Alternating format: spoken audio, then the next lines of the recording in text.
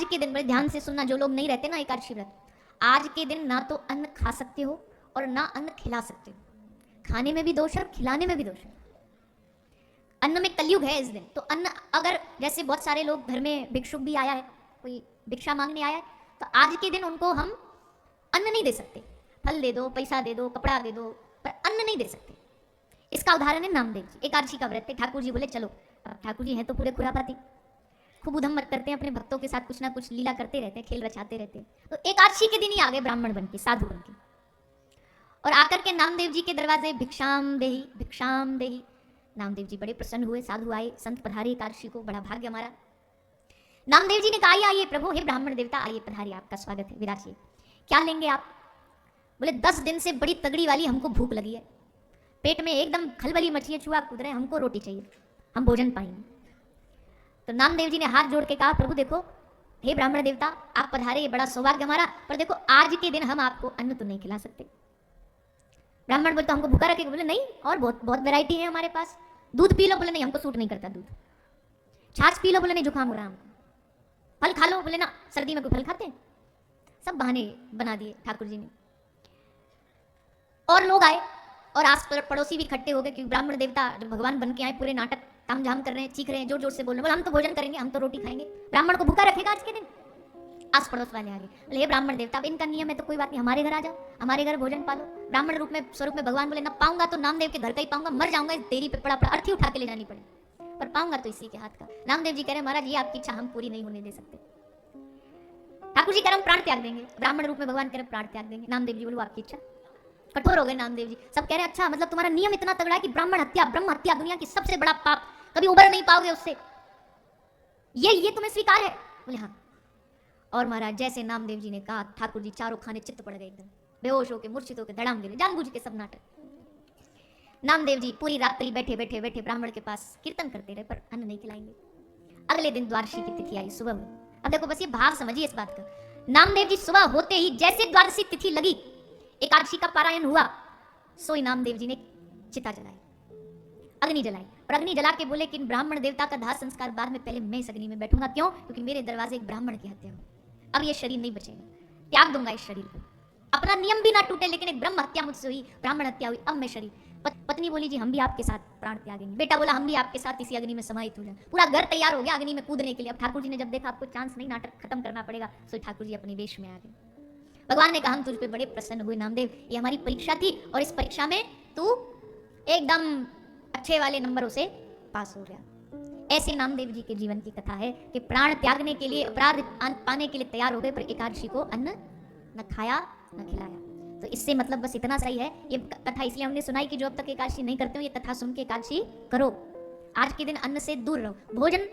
और अगर नहीं रह पाते, बहुत सारे लोग एकादशी इसलिए नहीं रहते, बोला हम लोग भूखे नहीं रह सकते, तो भूखे रहने का तो आजकल चांस देखो है ही कहाँ, इतनी सारी वैरायटी मिल जाती है एकादशी को भी। तो जो नहीं रह सकते वो पा सकते हैं, बाकी जो रह सकते हैं सो प्रयास करिए ज्यादा न खाएं। ज्यादा न खाने का मतलब भी है भोजन में और अन्न में ना आलस होता है। एकादशी का जो व्रत रहते हैं ना, उनसे पूछना, एकादशी के दिन रात को नींद बड़ी मुश्किल से आती है, करवट बदलते रहेंगे, क्योंकि अन्न पेट में नहीं जाता, तो उसकी वजह से निद्रा कम आती है, आलस्य कम आता है। और आलस्य कम आने से क्या होगा, शरीर में फुर्ती रहेगी। और जब आलस नहीं आएगा रात को, तो क्या करना है, बोले रात्रि को जितना देर जाग सको जाग के नाम जपिए, कीर्तन करिए, इसलिए कम भोजन करना है। बाकी तो नहीं रह पा रहे, कोई कई रोग भी होता है, शारीरिक रोग, खाना जरूरी, तो वो सब जो एकादशी का व्यंजन है वो पा लेना चाहिए। तो ऐसी एकादशी तिथि और उसमें कानों के द्वारा हरि कथा हमारे हृदय में जारी है, ये भगवान की कृपा से ही संभव है। तो वे व्यास जी के द्वारा जो मंगलाचरण किया है, उस मंगलाचरण के द्वारा भागवत में प्रवेश करते हैं। जन्माद्यश्यतुन्वयादितरत क्षारथेष्वभेक्यस्वरा तेने ब्रह्म हृदयायादिकवये मुह्यन्ति यत्सूरया। जन्माद्यश्यतुन्वयादितरत क्षारथेष्वभेक्यस्वरा। इसका पहले एक एक लाइन पंक्ति का भाव समझिए। जन्माद्यश्य, जन्म आदि अश्य, तीन चीजों को मिलाकर के बना जन्माद्यश्य यतुन्वयादि तरता। भगवान इस संसार, इस जगत के माध्यम से संसार की उत्पत्ति करते हैं। संसार की उत्पत्ति, स्थिति और प्रलय, ये तीनों का जो कारण है वो कौन है, एकमात्र भगवान। ये इतना बड़ा जो दुनिया, इतना बड़ा जो संसार आंखों से दिखाई और नजर दे रहा है ना, जो दृष्टि में आ रहा है, ये सब क्या है, ये संसार एक मोती की माला है। और इस मोती की माला को भगवान ने स्वयं गले में धारण किया हुआ है। अब देखो क्या होता है, जो बहुत बहुत अच्छा धनवान व्यक्ति हो ना, अच्छा पैसा वाला हो, वो अगर नकली खोटा सोना भी पहन लेगा तो देखने वाले को क्या लगेगा? बोलिए ना, सोना है। नकली हीरा चमचमाता कोई पहन लेगा तो सामने वाले को देख के क्या लगेगा? अरे भैया इसके तो जरूर, ये तो पक्का असली वाला होगा। क्यों? क्योंकि व्यक्ति जो है उसकी श्रेष्ठता है। तो ये जगत क्या है? बोले जगत झूठा है, संसार झूठा है। लेकिन ये संसार की ये जो माला, ये किसने धारण की हुई है? जगदीश ने। जगत जगदीश के भीतर समाया और भगवान कौन है? सत्य है। इसलिए झूठा संसार भी हमको सत्य जैसा लगता है, क्योंकि ये संसार की उत्पत्ति, प्रलय, इसका मध्य, इसका आरंभ, इसका अंत प्रभु ही है। इसलिए ये संसार सत्य लगता है, जबकि ये सत्य नहीं है। भगवान सत्य है। वेदांत की भाषा में कहते हैं अन्वयादि इतरतः। भगवान के संपर्क में आने के कारण ये जगत सत्य लग रहा है, क्योंकि जगत को अब जगदीश से अलग तो नहीं किया जा सकता। जैसे मिट्टी से, घड़े में से मिट्टी को अलग नहीं किया जा सकता। घड़ा और मिट्टी एक ही है। एक व्यक्ति ने मिट्टी से घड़ा बनाया, कुछ दिन बाद घड़ा फूट गया, टूट गया। तो जब घड़ा टूट गया तो टूटने के बाद घड़ा क्या बनेगा? फिर से मिट्टी बनेगा। तो भगवान ने जगत बनाया, जगत जब नष्ट हुआ, खत्म हुआ, तो जगत क्या बनेगा? जगत भगवान में ही समाहित हो जाएगा। यानी प्रलय भी भगवान में ही होनी है। जीव की उत्पत्ति, स्थिति, प्रलय, ये सब भगवान में होनी है। भगवान ही दुनिया बनाने वाले, भगवान ही दुनिया चलाने वाले, और विनाश भी जब भगवान को लगता है शेषनाग पर विराजमान क्षीर सागर में भगवान, अब दुनिया का खेल नाटक अब खत्म करते, तो सब अपने में समाहित करके प्रलय, शांत, धीर गंभीर मुद्रा में चले जाते हैं। संसार की हर चीज में 3 कंडीशन है। यहां से सुनो, सब बहुत जरूरी प्रसंग है ये। जगत की हर चीज की 3 कंडीशन है। स्थिति, सृष्टि, स्थिति, प्रलय। चीज बनी, चीज कुछ दिन तक चली और फिर तीसरे समय में खत्म, एक्सपायर। हर चीज की एक्सपायरी डेट होती है कि नहीं? शरीर की, व्यक्ति की, वस्तु की, इस माइक की, इस कॉपी की, इस टीवी की, इस कैमरे की, इस हाथ की, पांव की, सबकी एक्सपायरी डेट है।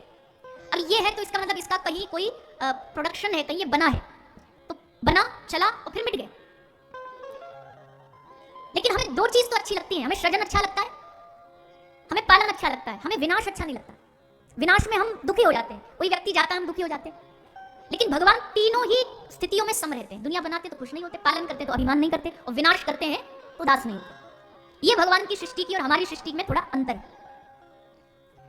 तो ये संसार जो है ये भगवान पर ही आधारित है। भगवान को, संसार को अलग नहीं मानना। ये दृष्टि जिसके आंखों में आ गई, अब सबसे बड़ी बात तो ये है ना, हमें आंखों में भगवान हमारी दृष्टि में नहीं, इसलिए हमें जगत में भी नहीं दिखाई देते। अब जिसकी आंख में भगवान नहीं, उसको दुनिया में कहां दिखाई देंगे? पूज्य पाद श्री रामायणी जी एक कथा सुना, एक दृष्टांत सुनाते थे। बोले भैया एक आदमी डॉक्टर के पास, आंखों के डॉक्टर के पास गया, आंखों के स्पेशलिस्ट के पास। आंख चेक करवाई तो डॉक्टर ने आंख चेक की। आंख चेक कैसे करता है डॉक्टर? सामने वो लिखा होता है अक्षरों में, अलग अलग साइज में। बोला लेंस लगाया, चेक किया, कौन से नंबर का, पढ़ के दिखाओ, पढ़ो, समझ आया? तो बोला नहीं। उन्होंने बोला अच्छा ये फिट नहीं है, लेंस दूसरा लगाते। उसने दूसरा लगाया, अब दिखा, अब पढ़ के बताओ क्या लिखा है, समझ आया? बोला ना। दूसरा, तीसरा, चौथा, पूरे जितने दुकान में उसके लेंस थे सब लगा डाले उसने। उसने कहा कुछ समझ आया पढ़ने में, तुमको समझ आया? बोला ना। एक आदमी बोला हम बताते, रुको। उसने आके उससे पूछा तुझे पढ़ना आता है? बोले ना। अंगूठा छापे। अरे भैया जिसके मन में ही पढ़ाई नहीं होगी, अंदर ही पढ़ाई नहीं होगी, उसे बाहर पढ़ाई कहां दिखाई देगी? जिसके अंदर ही अक्षर नहीं होंगे उसे बाहर अक्षर कैसे समझ आएंगे? तो ठीक वैसे ही जिसके अंदर प्रभु होंगे, जिसके अंदर प्रभु का अंश भाव उसके मन में होगा, उसकी दृष्टि को हर जगह भगवान नजर आएगा, तब उसे भगवान का पता समझ आएगा। मैं हमेशा एक बात कहती हूँ, 2 चीजें, 2 चीज में से एक चीज जान लो, या तो आपका भगवान से क्या रिश्ता ये जान लो, या भगवान का आपसे क्या रिश्ता ये जान लो। बस इतने में ही सारा खेल है। स्वामी श्री रामकृष्ण परमहंस के पास एक सेठ आया, आके बोला स्वामी जी हम जानते हैं आपका तो काली माता से डायरेक्ट कनेक्शन है, आपसे तो रोज मिलती है वो, तो आपको अगर वो मिलती है तो उनको हमारे पते पे भेज देना, उनसे कहना उसके पास चला जाए। तो स्वामी जी ने पूछा क्या है तेरा पता? तो उसने बताया फलाना फलाने मोहल्ले। बोले नहीं नहीं तेरा असली पता बता। असली पता? बोला हमारा नाम। बोले ना ना असली पता। वो बताता गया, गली मोहल्ला शहर डिस्ट्रिक्ट सब। स्वामी जी ने कहा ये तेरा असली पता नहीं। हाँ जिस दिन तुझे अपना असली पता लग गया ना, उसी दिन काली माँ तेरे भी सामने प्रकट हो जाएंगे। पहले तू अपना पता तो खोज। ये टेम्परेरी पता बता रहा और कह रहा है कि काली माँ है तो हमारे एड्रेस पे भेज देना। पहले अपना पता लगा, पहले अपनी खोज कर कि तू कौन है, तेरा संबंध क्या है। तो बड़ी सीधी सी बात है कि इस जगत के सृष्टि को बनाने वाले, चलाने वाले, इसका प्रलय करने वाले एकमात्र प्रभु हैं। जन्माद्यस्य यतुन्वयादितरतश्चार्थेषु विज्ञस्वराट् तेने ब्रह्म हृदयाय आदिकवये। आदिकवये माने ब्रह्मा। आदिकवये ब्रह्मा जी भी जिनकी सृष्टि से उत्पन्न हुए, जिनके अंश से, तेजो वारी मृदाम यथा विनिमयो यत्र शर्गो नशा धामना स्वेन सदा निरस्तकुहुकं सत्यम परम दीन। अच्छा जब व्यास जी ने कलम निकाल के भागवत जी को लिखना शुरू किया ना, तो सारे देवता खड़े हो गए। क्या लालच लेकर के? देखो भाई बहुत इंपॉर्टेंट बात होती है कि जिस ग्रंथ की शुरुआत के मंगलाचरण में जिस देवता को प्रणाम किया जाए ना, तो समझ लो कि ये ग्रंथ उसी देवता का है। मान लो लिख दिया ओम गण गणपते नमः, तो ना गणपति जी, ओम कोई शंकर जी का लिख दिया तो मतलब ये भगवान शिव की उपासना का ग्रंथ है। तो सारे देवता लाइन लगा खड़े थे लालच में, सब में कंपटीशन लगा है, सब कह रहे हमारा नाम लिखेंगे व्यास जी, सबको लग रहा है हमारा नाम मंगलाचरण में लिखेंगे। व्यास जी ने कहा क्या करूं, एक ऐसा नाम लिखूं जिसमें सारे आ जाए, एक के साधे सब सदे, क्योंकि एक का लिखेंगे दूसरा रूठ जाएगा। आपको क्या लगता है रूठना बनाना इंसानों में ही होता है, देवताओं में भी होता है, ये भी रूठ जाते हैं, नेक्स्ट सम्मान नहीं मिला तो रूठ जाएंगे, इंद्र प्रकोपित हो गया। तो व्यास जी ने बड़ी समझदारी से क्या लिखूं, एक का लिखूं तो एक श्रेष्ठ हो जाएगा, दूसरा नीचा हो जाएगा, तो अंत में कुछ ऐसा बोलूं जिससे सब प्रसन्न हो जाए। कई बार क्या होता है ना, कुछ ऐसी युक्ति निकालनी पड़ती है जो काम भी बन जाए और झूठ भी ना बोला जाए और सब खुश हो जाए। एक दृष्टांत सुनाते हैं। एक राजा था, वो राजा एक आंख से काना था, एक आंख उसकी खराब थी। अब उसने क्या किया, राज्य के अच्छे अच्छे जो चित्रकारी बनाने वाले, स्केच पेंट बनाने वाले, उनको इकट्ठा किया और कहा जो हमारा सबसे बढ़िया चित्र बनाएगा उसको हम बड़ा सुंदर सा महंगा सा उपहार देंगे। अब सब लोग आ गए। पहले ने चित्र बनाया, पहले ने चित्र क्या बनाया, जैसा राजा था वैसा ही उसका चित्र बनाया, एक आंख सुंदर, एक आंख थोड़ी सी क्रूप टेढ़ी। राजा ने देखा, देख के बोला ना फेल, कितने बुरे लग रहे हैं हम, इसमें आप कितनी बुरी लग रही है हमारी। अरे ठीक है, हम एक आंख हमारी खराब, पर ये मतलब थोड़ी है कि तुम इतना बुरा बना दोगे हमको, जाओ तुम हार गए, तुम इस कंपटीशन से बाहर। दूसरा देख रहा था, उसने कहा हम भी अगर ऐसी आंख बनाएंगे तो राजा नाराज हो जाएगा। उसने एकदम टिप टॉप आंख बनाई, एकदम बढ़िया। राजा ने देखा, देख के बोला तुम भी फेल। क्यों, बोले तुमने बनाई तो अच्छी पर ये सच नहीं है, इसमें झूठ है, क्योंकि हमारी एक आंख इतनी सुंदर नहीं है, इसलिए ये झूठ है, तुम भी फेल, कंपटीशन से तुम भी बाहर। अब भैया क्या करें, बनाए तो भी दिक्कत, ना बनाए तो भी दिक्कत। तब एक बड़ा चतुर शिरोमणि वहां आया, उसने राजा का चित्र बनाया और राजा देख करके चित्र को एकदम खुश हो गया, वाह वाह क्या बात है। उसने क्या चित्र बनाया, उसने राजा का चित्र बनाया शिकार करते हुए, राजा के हाथ में धनुष और बाण, एक आंख बंद करके राजा निशाना लगा रहा है। और जैसे उसने बनाया, राजा बोला वाह वाह वाह क्या बात है, तुमने झूठ भी नहीं लिखा और हमको प्रूफ भी नहीं होने दिया, इस पुरस्कार के अधिकारी तुम। मतलब क्या है, मतलब ये है कि सच तो हो। गोस्वामी तुलसीदास जी ने लिखा, सौरज धीरज तेहि रथ चाका, सत्यशील दृढ़ ध्वजा पताका। जब राम जी लंकेश से युद्ध करने आए तो विभीषण ने कहा महाराज लंकेश के पास तो इतना सुंदर रथ है, आपके पास तो रथ ही नहीं, रावण रथी विरथ रघुना था। तब राम जी ने वहां बहुत सुंदर, बहुत सारी चौपाई है उसकी, आप पढ़ के देखना, उसमें एक एक चीज बताई है। मेरा रथ धर्म का रथ है, मेरे पास धर्म रथ है, जिसके दो पहिए हैं, कौन से, सौरज धीरज तेहि रथ चाका, सत्यशील, बोले सत्य तो हो पर शील युक्त सत्य होना चाहिए। अंधे को अंधा कहना है तो सच, पर शील युक्त सत्य नहीं, उसको बुरा लगेगा, लंगड़े को लंगड़ा कहना बुरा लगे, इसलिए उसको सूरदास का है तो वो सत्य, पर उसमें शीलता आ गई। ऐसा सत्य जो ऐसा बोले जो सब प्रसन्न हो जाए और झूठ भी ना हो, इसलिए श्री व्यास जी ने न लिखा रामाम परम धीमहि, न लिखा कृष्णाम परम धीमहि, क्या लिखा, सत्यम परम धीमहि। इस संसार में एकमात्र सत्य कोई है तो कौन है। अच्छा चलो बताओ, शरीर सत्य है, नहीं है। जिस मकान में हम रहते हैं वो सत्य है, नहीं है। जिस शहर में हम रहते हैं, आगरा शहर सत्य है, ताजमहल सत्य है, एक समय बाद अवशेष भी नहीं मिलेगा कहीं। बड़े बड़े राजा महाराजा जिनके नाम से धरती कांपती थी, उनके वैभव से सारा दुनिया चकाचौंध हो जाती थी, आज नामो निशान भी नहीं बचा। बड़ी बड़ी पद्धतियां हमें हिस्ट्री में पढ़ाई जाती हैं, बड़ी बड़ी सिविलाइजेशंस, मोहनजोदाड़ो आज भी अवशेष मिलते हैं, उसके तो हल्ला मच जाता है, उसके अवशेष मिले समुद्र में। हड़प्पा पद्धति, कहां निकल गए, कहां धरती में जमीन में धस गए, कौन जानता है, कुछ नहीं बचेगा भैया। शहर चाहे कोई कितना बड़ा, वो भी सत्य नहीं है। जिस देश में हम रहते हैं वो सत्य है, वो भी सत्य नहीं है। जिस धरती पे हम रहते हैं वो सत्य है, अब थोड़े से कंफ्यूज लग रहे हो आप, नहीं है, वो भी सत्य नहीं है। तो फिर सत्य क्या है, सत्य है राम नाम सत्य है, सत्य यही सत्य है। सबका एकमात्र अंत में निचोड़ यही निकला। ये जो चला गया उसके लिए नहीं है राम नाम सत्य, जो रह गए उनको बताने के लिए पीछे पीछे कि भैया जो तुम पीछे चल रहे हो ना, नारा लगाते लगाते तुम समझ जाओ राम नाम ही सत्य है, इसके अलावा कुछ सत्य नहीं है। कई बार मजाक में कहती हूँ, बोले भैया लोगों ने इसको स्लोगन बना दिया है, ये डायलॉग बन गया लोगों के लिए। किसी का ब्याह शादी चल रहा है और तुम जाकर के कह दो भैया राम नाम सत्य है, तो डंडा लेके मारने दौड़ पड़े, तेरी इतनी हिम्मत। अब बता इसमें कोई गलत बात है, कोई झूठ कह रहा है वो, पर जीते जी हमको ये सुनना नहीं, जीते जी हमको माइंड में बात आने नहीं देनी कि राम नाम सत्य है। भैया तो मरने का स्लोगन है, मरने का नहीं है ये जीते जी समझने का है। कोई राम नाम सत्य, अरे आप शर्मा ना, ऐसा नहीं बोलो, ये तो गलत बात है। काहे की गलत बात है, जब दुनिया में अंत में कुछ नहीं, जब कुछ नहीं था तब भी राम नाम था, जब सब कुछ है तब भी राम नाम है, और जब कुछ भी नहीं बचेगा तब भी राम नाम ही बचेगा। इसलिए जन्म आदि आश्रय सबको, सबका मूल कोई है तो वो है सत्यम परम धीमहि। अब देखो सत्य लिख दिया ना, सब खुश हो गए। अब ना तो गणपति जी नाराज, ना हनुमान जी नाराज, और क्योंकि सारे, अच्छा केवल अपनी बात नहीं कर रहे हैं, सारे जगत के धर्म संप्रदाय सत्य को मानते हैं। सत्यम शिवम सुंदरम।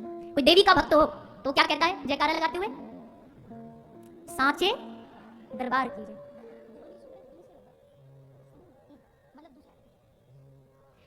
तो कोई देवी का भक्त हो वो भी क्या कहता है, सांचे दरबार की जय।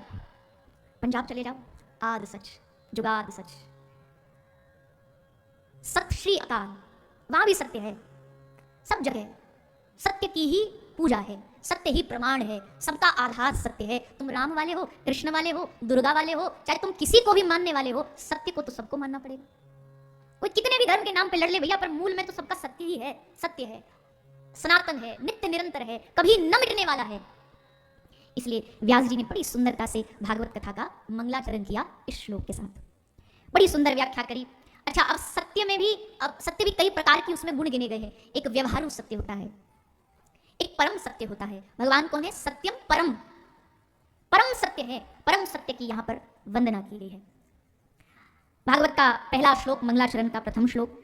भागवत में 3 जगह मंगलाचरण है। एक जगह श्री वेदव्यास जी ने किया है, मध्य में श्री सुखदेव जी ने भागवत का मंगलाचरण किया, समाप्ति में श्री सूत जी ने भागवत का मंगलाचरण किया है। तो ये आरंभिक मंगलाचरण है। अगले श्लोक में बता रहे हैं, धर्मः प्रोज्झित कैतवोत्र परमो निर्मत्सरा नाम सताम वैद्यम वास्तुमत्र वस्तु शिवदम तापत्रयो नमूलनम। भागवत जी का जो रूप है उस रूप को बता रहे श्रीमद् भागवते महामुनि कृते किंबा परेरीश्वरम। इसमें बहुत सुंदर शब्द आया है, हृदय वर्ध्यते कृत भी। जब आप भागवत कथा सुनते हो ना, तो ये भाव है कि ठाकुर जी हमारे हृदय में आके बैठ जाते हैं। व्यास जी कह रहे नहीं, बैठ नहीं जाते, आपके हृदय में आकर के भगवान अवरुद्ध हो जाते। अवरुद्ध और बैठने में क्या फर्क है? अभी आप इस प्रांगण में बैठे हो ना, आप बैठे हो, बैठने का मतलब ये आप फ्री हो, आजाद हो, आपका मन किया जाना है बाहर तो आप जा सकते हो, कोई आपको रोकेगा नहीं, आप बंधन में नहीं हो। पर अवरुद्ध क्या है? अवरुद्ध ये कि ये दरवाजा लगा दिया जाए, दोनों कोर्ट वाले भैया बोले ना, नो एग्जिट, जब तक 7 बजे कथा विश्राम नहीं हो तब तक आप सब बंधे हो, यहाँ से बाहर नहीं जाओगे, इसको कहते हैं अवरुद्ध। अपनी मर्जी से नहीं जा सकते। एक जेल में जेलर बैठा होता है पर कैदी अवरुद्ध है, तो दोनों जेल में, पर एक मर्जी से आ जा सकता, एक जा नहीं सकता। तो बड़े सुंदरता से व्यास जी ने लिखा कि जब तुम कथा में बैठोगे ना, तो ठाकुर जी तुम्हारे हृदय में आके बैठेंगे नहीं, अवरुद्ध हो जाएंगे। अब बांध दिए गए, अब वो चाहे भी यहाँ से निकलना तो निकल नहीं सकते, तुम्हारे हृदय में आप वो बंध गए हैं, अब आना जाना नहीं चलेगा। एक बार ठाकुर जी आके बैठ गए सो बैठ गए, अब निकल नहीं सकते। निकल के दिखाओ। सूरदास जी कहते बाहर छुड़ा के जात हो निर्बल जान के मोह। सूर बाबा लाठी लेके आधी रात को जा रहे हैं, ठाकुर जी ने देखो ये बाबरो या कुछ तसल्ली नहीं है, आधी रात को तो कम से कम कुटिया में रुक जाए कर, अब भी जा रहे और सामने कुआं है, अभी गिर जाएगा यहाँ में। सो आए ठाकुर जी बालक बनकर सूरदास जी का हाथ पकड़ लिया, बोले बाबा अरे रात को तो कुटिया में रहकर, और जाए तो एक चेला संग लेके आया कर, अब मैं ना हो तो यहाँ गैया चराना रहे होते तो अभी गिर जाते तू कुआं में। सूरदास जी समझ गए, कौन है तू? बोले मैं पास के गांव को ग्वालिया को छोड़ा हूँ। क्या कर रहे हो? बोले गैया चरा रहे हो। सूरदास जी हंस के बोले पागल कई और को बनाना, अंधे हैं पर बाबरे नहीं है। आधी रात को भला कौन गैया चराता है? आधी रात को गैया चलाई जाती है कभी? हम जानते हैं तुम कौन हो। जैसे सूरदास जी ने ठाकुर जी को पकड़ने की कोशिश करी, पीछे हटे और अदृश्य भाग गए। तब सूर्य ने कहा बाहर छुड़ा के जात हो, झटका मार के चले गए, जानते अंधा है कहाँ भागेगा पीछे। बाहर छुड़ा के जात हो निर्बल जान के मोह, हृदय से निकल के जाओ तो हे नाथ सबल जानूंगो। तो दिल से निकल के दिखाओ ना, हिम्मत है तो। भक्त भगवान को चैलेंज भी दे सकता है कि जाओ निकल के हृदय से, तुम हमसे रिश्ता तोड़ दो पर हमारा रिश्ता टूटे तब जाने ना। मीराबाई कहती है जो तुम तोड़ो पिया मैं नहीं तोड़ूं, तुम्हारे तोड़ने से रिश्ता खत्म नहीं होने वाला। रिश्ता तो जब टूटेगा ना, जब दोनों तरफ से रिश्ते टूटे, लेकिन मेरा रिश्ता प्रभु आपसे तो बना है। तो ठाकुर जी अवरुद्ध हो जाते हैं जब आप कथा में बैठते हो। भगवान की कथा में बैठने का मतलब है भगवान को अपने हृदय में हमने बांध लिया, अब वो आगे पीछे घूमते रहेंगे। परमानंदास जी कहते हैं जित जाऊं ताड़ो ही आवे बिना बुलाए बोले, मेरो माही शाम लगो संगो। वो भी कह रही है मैं जहां जाती हूँ वही पीछे पीछे आ जाता है। क्यों? क्योंकि ठाकुर जी बंधन में बन गए हैं। तो अवरुद्ध कर देती है भगवान की कथा। कथा लोगों को आज के जमाने में मजाक लगता है, नाटक लगता है, कईयों को मनोरंजन लगता है, कईयों को दिखावा लगता है, कईयों को टाइम वेस्ट लगता है। हमने तो खूब सुना है, लोग को कहते हैं चले जाते हैं ये बाबा जी लोग कथा बोलते रहते हैं, हजारों बैठ के सुनते रहते हैं, अरे अपना जीवन खुद के हाथ में, जो बनाना बनाओ, किसी की मत सुनो। अरे भाई देखो, जीवन में हमने चलना सीखा, उसके लिए हमें गुरु चाहिए था। गुरु रूप में माता पिता मिले, उन्होंने चलना सिखाया, बोलना सिखाया। फिर हम पढ़ने गए, पढ़ने के लिए हमें गुरु चाहिए था, ABC का खा ये सब हमको सिखाया गया।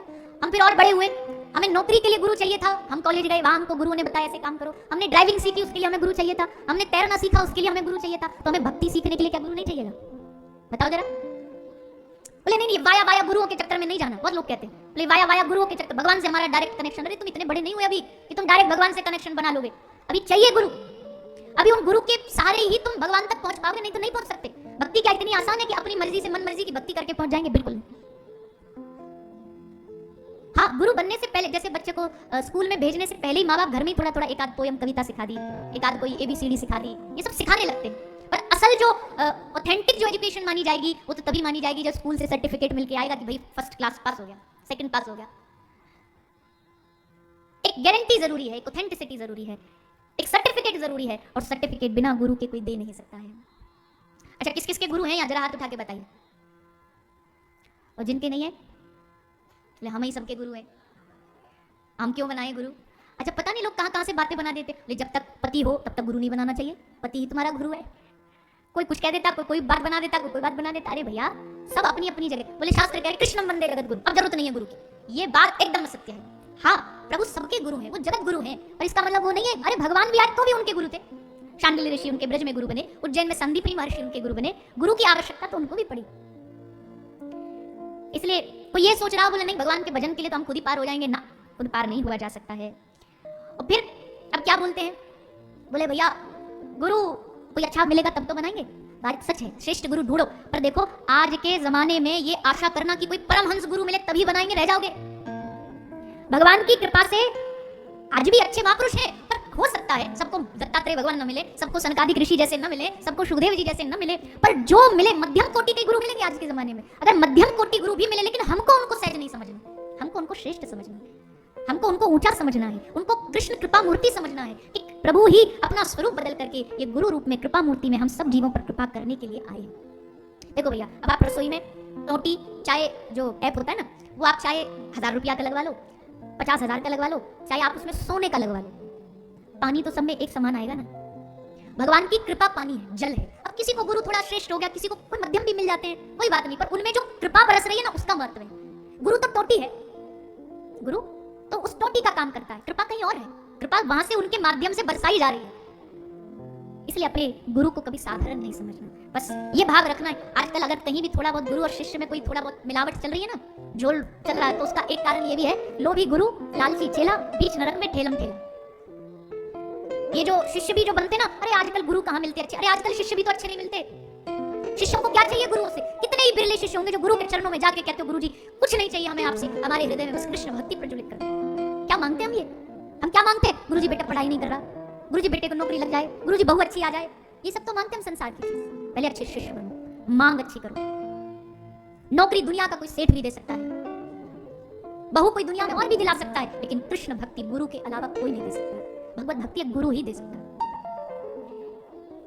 सारे संसार में, सारे जगत में ऐसा कोई पैदा नहीं हुआ जो अपनी इस गुरु की महिमा को लिख सके। हरि की भक्ति नावरिया, हरि नाम पतवार, सदगुरु देव मल्हार है, चढ़े सोते पार। सदगुरु मल्हार केवट का काम करते हैं। गुरु कौन? गुरु वही जो संत सेवावे, गुरु वही जो विपिन बसावे, विपिन मतलब वृंदावन। गुरु वही जो संत सेवावे, गुरु वही जो विपिन बसावे, गुरु वही जो हर ही मिलावे, इन करनी बिन गुरु न कहावे। ये करनी है गुरु की, ब्रज से नाता जोड़ देगा। सत्संग में मेरी बात चलाई, सदगुरु ने मेरी कीनी सगाई, उनको बुला के हथ लेवा तो करा दो। जैसे संसार में शादी होता है तो ननद आती है गठजोड़ करने के लिए, वो बांधती है दोनों का पल्ला, गांठ बांधती है, और ऐसा बांधती है, मजाक भी करते हैं, उसमें 4-4, 5-5 गांठ लगा देते, वो खुले ही ना कभी। ऐसे ही गुरु हमारा संबंध भगवान के, हमारे जीवन को ठाकुर जी के पीताम्बर से बांध देते, ऐसा बांध देते हैं कि अब सारा जीवन भी खुलने की कोशिश करो तो खुल नहीं सकते। भैया जन्मना जायते शूद्रः, सुनो ध्यान से, बात हम नहीं कह रहे, शास्त्र की बात है, कोई बुरा नहीं मानिएगा, पर कह रहे जन्मना जायते शूद्रः, जन्म से तो कोई श्रेष्ठ जाति का नहीं होता, जन्म से सब निम्न जाति के हैं। लेकिन तुम श्रेष्ठ जाति के किस दिन बनोगे? जिस दिन गुरु दीक्षा देता, उस दिन हमारा जन्म होता है। ऐसा उस दिन हमारी जाति निश्चित होती है, अब ये भगवान का हो गया, अब इसकी श्रेष्ठता किसी ब्राह्मण से विप्र से कम नहीं है। तो इसलिए गुरु ही सुमिरन, गुरु ही पूजा, गुरु ही पूजा का घर है।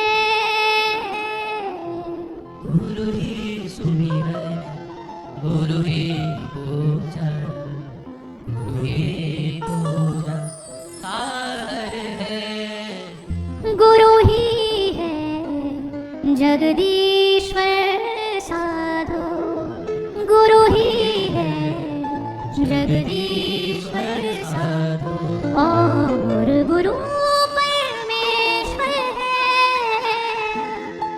गुरु ही सुमिरन, गुरु ही